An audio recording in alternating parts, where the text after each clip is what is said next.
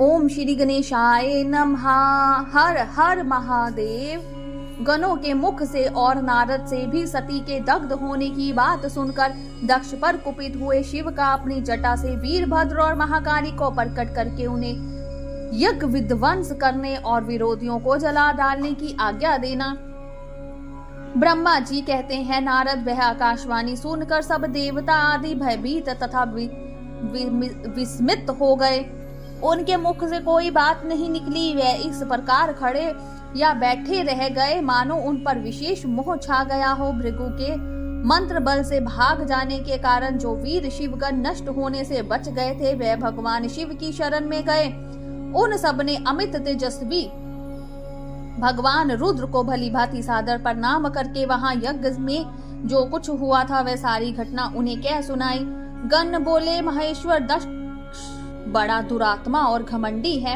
उसने वहां जाने पर सती देवी का अपमान किया और देवताओं ने भी उनका आदर नहीं किया। अत्यंत गर्व से भरे हुए उस दुष्ट दक्ष ने आपके लिए यज्ञ में भाग नहीं दिया, दूसरे देवताओं के लिए दिया और आपके विषय में उच्च स्वर से दुर्वचन कहे। प्रभु, यज्ञ में आपका भाग ना देखकर सती देवी कुपित हो उठी और पिता की बारंबार निंदा करके उन्होंने तत्काल अपने शरीर को योगा अग्नि द्वारा भस्म कर दिया। यह देख 10,000 से अधिक पार्षद लज्जावश शस्त्रों द्वारा अपने ही अंग को काट काट कर वहां मर गए। शेष हम लोग दक्ष पर कुपित हो उठे और सबको भय पहुंचाते हुए वेग पूर्वक उस यज्ञ का विध्वंस करने को उदित हो गए, परंतु विरोधी भृगु ने अपने प्रभाव से हमें तिरस्कृत कर दिया। हम उनके मंत्र बल का सामना ना कर सके। प्रभु विशंभर वे भी हम लोग आज आपकी शरण में आए हैं। दयालु, वहां प्राप्त हुए भय से आप हमें बचाइए, निर्भय कीजिए। महाप्रभु, उस यज्ञ में दक्ष आदि सभी दुष्टों ने घमंड में आकर आपका विशेष रूप से अपमान किया है। कल्याणकारी शिव, इस प्रकार हमने अपना सती देवी का और मूढ़ बुद्धि वाले दक्ष आदि का भी सारा वृतांत कह सुनाया। अब आपकी जैसी इच्छा हो वैसा करें। ब्रह्मा जी कहते हैं, नारद अपने पार्षदों की यह बात सुनकर भगवान शिव ने वहां की सारी घटना जानने के लिए शीघ्र ही तुम्हारा स्मरण किया। देव ऋषि, तुम दिव्य दृष्टि से संपन्न हो, अतः भगवान के स्मरण करने पर तुम तुरंत वहां पहुंचे और शंकर जी को भक्ति पूर्वक प्रणाम करके खड़े हो गए। स्वामी शिव ने तुम्हारी प्रशंसा करके तुमसे दक्ष यज्ञ में गई हुई सती का समाचार तथा दूसरी घटनाओं को पूछा। तात शंभु के पूछने पर शिव में मन लगाए रखने वाले तुमने शीघ्र ही वह सारा वृत्तांत कह सुनाया जो दक्ष यज्ञ में घटित हुआ था।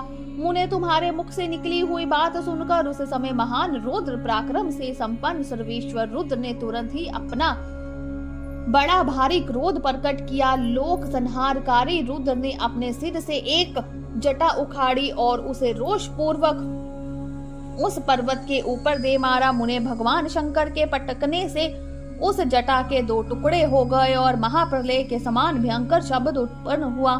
देवेश्वर, उस जटा के पूर्व भाग से महाभयंकर महाबली वीरभद्र प्रकट हुए, जो समस्त शिवगणों के अगुआ हैं। वे भूमंडल को सब ओर से व्याप्त करके उससे भी 10 अंगुल अधिक होकर खड़े हुए। वे देखने में प्रलय अग्नि के समान जान पड़ते थे। उनका शरीर बहुत ऊंचा था। वे 1000 भुजाओं से युक्त थे। उन स्वरमर्थ महारौद्र के क्रोध पूर्वक प्रकट हुए निश्वास से 100 प्रकार के ज्वर और 13 प्रकार के सन्निपात रोग पैदा हो गए। तात उस जटा के दूसरे भाग से महाकाली उत्पन्न हुई, जो बड़ी भयंकर दिखाई देती थी।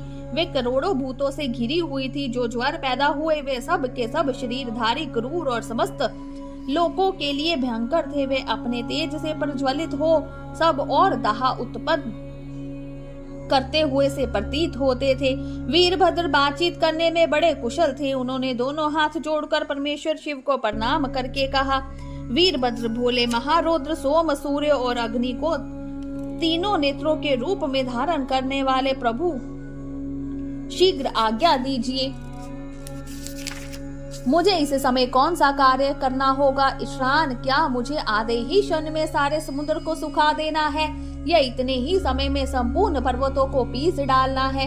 हर मैं एक ही क्षण में ब्रह्मांड को भस्म कर डालूं या समस्त देवताओं और मुनीश्वरों को जलाकर राख कर दूं। शंकर ईशान, क्या मैं समस्त लोकों को उलट पुलट कर दूं या संपूर्ण प्राणियों का विनाश कर डालूं? महेश्वर, आपकी कृपा से कहीं कोई भी ऐसा कार्य नहीं जो मैं ना कर सकूं। पराक्रम के द्वारा मेरी समानता करने वाला वीर न पहले कभी हुआ है न आगे होगा। शंकर, आप किसी तिनके को भेज दे तो वह भी बिना किसी यत्न के क्षण भर में बड़े से बड़ा कार्य सिद्ध कर सकता है, इसमें संशय नहीं है। शंभु, यद्यपि आपकी लीला मात्र से सारा कार्य सिद्ध हो जाता है, तथापि जो मुझे भेजा जा रहा है यह मुझ पर आपका अनुग्रह ही है। शंभु,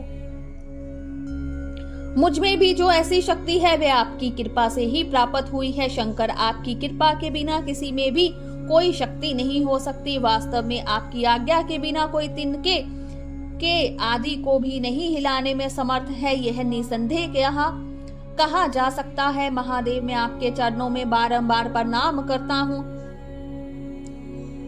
हर आप अपने अभीष्ट कार्य की सिद्धि के लिए आज मुझे शीघ्र भेजिए। शंभु, मेरे दाहिने अंग बराबर फड़क रहे हैं, इससे सूचित होता है कि मेरी विजय अवश्य होगी। अथा प्रभु, मुझे भेजिए। शंकर, आज मुझे कोई अभूतपूर्व एवं विशेष हर्ष तथा उत्साह का अनुभव हो रहा है और मेरा चित्त आपके चरण कमल में लगा हुआ है। अत पग पग पर मेरे लिए शुभ परिणाम का विस्तार होगा। शंभु, आप शुभ के आधार है। जिसकी आप में सुदृढ़ भक्ति है उसी को सदा विजय प्राप्त होती है और उसी का दिनों दिन शुभ होता है। ब्रह्मा जी कहते हैं, नारद, उसकी यह बात सुनकर सर्व मंगला के पति भगवान शिव बहुत संतुष्ट हुए और वीरभद्र, तुम्हारी जय हो, ऐसा आशीर्वाद देकर वे फिर बोले।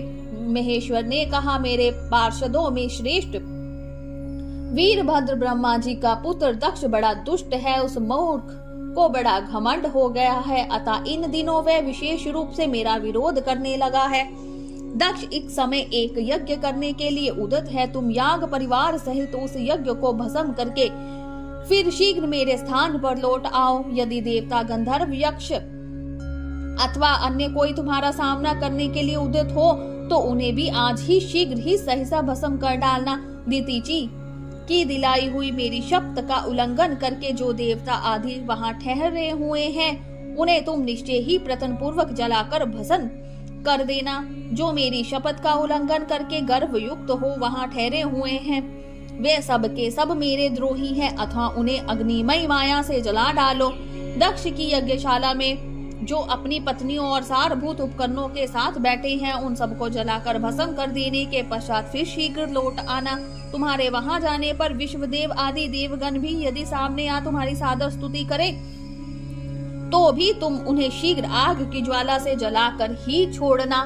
वीर वहां दक्ष आदि सब लोगों को पत्नी और बंधु बांधवों सहित जलाकर कलशों में रखे हुए जल को लीला पूर्वक पी जाना।